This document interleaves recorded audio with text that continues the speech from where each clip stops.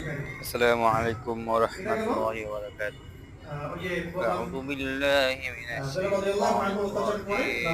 بسم الله الرحمن الرحيم.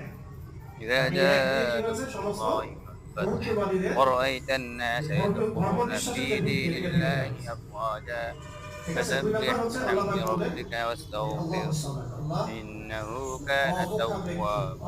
صدق الله العظيم. আসসালামু আলাইকুম ওয়া রাহমাতুল্লাহি ওয়া বারাকাতুহু। অনেক ভালো ব্যাখ্যা করেছেন। আমি একটু এটা পড়ে শোনাই, তাহলে আপনাদের জন্য সুবিধা হবে। অমুখাপেক্ষিতাকে ইমামগণ কয়েকভাবে ব্যাখ্যা করেছেন। আল্লাহুস সামাদ এটাকে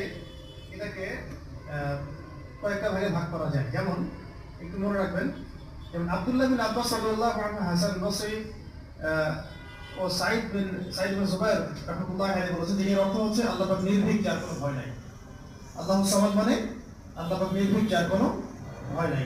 এমনিতে আমরা বাংলা বুঝলাম আল্লাহুস সামাদ মানে আল্লাহ পাক অমুখাপেক্ষী, মানে যার কাউকে প্রয়োজন নাই, সমস্ত সৃষ্টি তাকে প্রয়োজন, এবং তিনি সমস্ত সৃষ্টি থেকে অমুখাপেক্ষী, কোনো জরুরত নাই সৃষ্টির কাছে তার।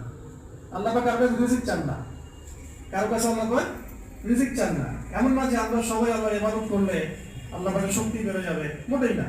আল্লাহ পাক যেমন ছিলেন তেমনই থাকবেন। আর এমন না যে সব মানুষ যদি কুফরি করা শুরু করে আল্লাহ পাকের শক্তি কমে যাবে, কখনোই না। মানে এই পুরো বিশ্ব জাহান সৃষ্টি করার আগে আল্লাহ যেমন ছিলেন, আজও তেমন আছেন, চিরকাল তেমন থাকবেন।